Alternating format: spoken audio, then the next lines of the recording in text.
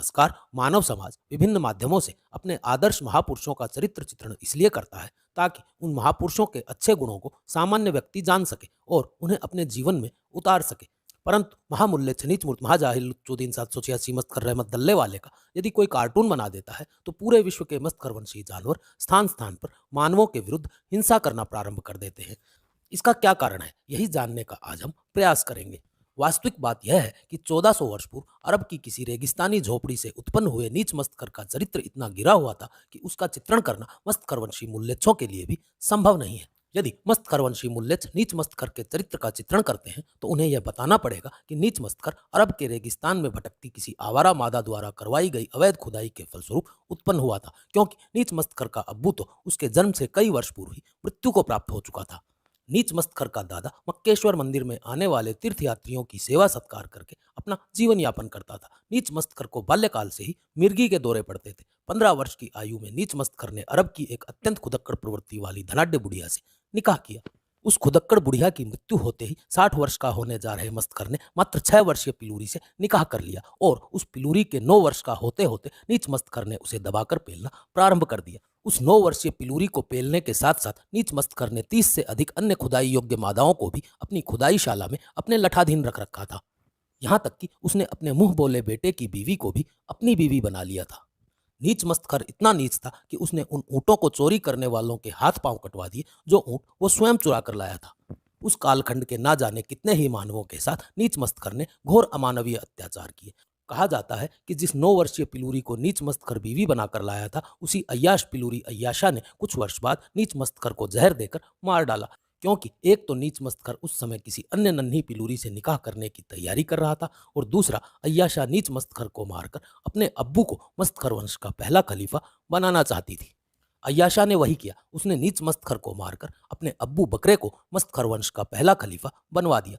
परंतु इसके बाद नीच मस्तकर की हत्यारी अय्याशा को भी पूरे मस्तकरवादी विधि विधान के साथ काट डाला गया था।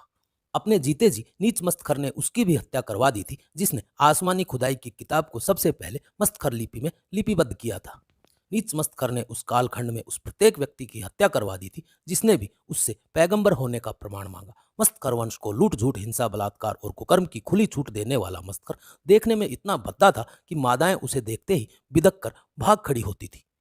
ऐसी ही अनगिनत बातें स्पष्ट रूप से कुरान नामक आसमानी खुदाई की किताब और हदीसों में लिखी हुई हैं।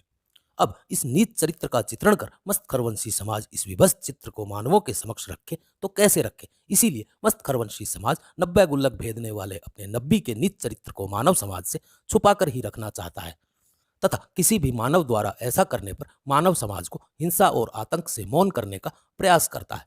परंतु यहाँ यह भी ध्यान रखना चाहिए कि नीच मस्तकर के नीच चरित्र का चित्रण करने को हराम मानने वाले मस्तकरवंशी मूल्यच्छ अपने जीवन में उसी नीच चरित्र को जीने का अथक प्रयास करते हैं। इसीलिए मस्तकरवंशी पिछले 1400 वर्षों से निरंतर मानवों के उपासना स्थलों को नष्ट करते आ रहे हैं और अधिकाधिक संख्या में मानवों को बलपूर्वक मस्तकरवंशी बनाने के प्रयास में जुटे रहते हैं, क्योंकि उनके नब्बी ने भी मक्केश्वर में घुसकर सर्वप्रथम मूर्तियां ही तोड़ी थी और जो भी उसकी पकड़ में आया उसने उसे बलात् मस्तकरवंशी बना दिया। अतः यह कहा जा सकता है कि नीच मस्तकर के कार्टून बनाकर उसके नीच चरित्र का चित्रण करने से कुछ नहीं होने वाला। यदि मस्तकरवंशी मूल्यच्छों का समाधान करना है तो पूरी निर्दयता के साथ इनके पार्श्व छिद्र में डंडा चढ़ाकर रखना चाहिए। फिर ये स्वयं ही एक दिन अपने झंडे पर से दल्ले का नाम हटाकर उस पर ओम लिखकर घूमना प्रारंभ कर देंगे, क्योंकि मस्तकरवंशी मूल्यच्छ पूर्णतः गंडगुलाम प्रवृत्ति के होने के कारण मात्र और मात्र एक ही भाषा समझते हैं और वो है डंडे की भाषा। डंडे के डर से सलवार धारण करने वाले मात्र और मात्र डंडे के डर से ही सलवार उतार सकते हैं। इसके अलावा किसी भी अन्य विकल्प पर विचार करना पूर्णतः मूर्खता ही प्रतीत होता है। इस विषय पर आप भी अपने विचार संदेश पट्टिका पर अवश्य प्रेषित करें। जैसा कि चलचित्र के प्रारंभ में आपने देखा कि आपके इस चैनल के दूसरे आवेदन को भी गूगल ने निरस्त कर दिया है, इसलिए अब आपके इस चैनल का संचालन पूर्णतः आपके सहयोग पर ही निर्भर रहेगा। आशा करता हूं कि आप इस कार्य को रुकने और मुझे झुकने नहीं देंगे। यदि मात्र धन के अभाव के कारण मुझे ये चैनल छोड़ना पड़ता है तो यह हम सब की पराजय होगी। बम बम।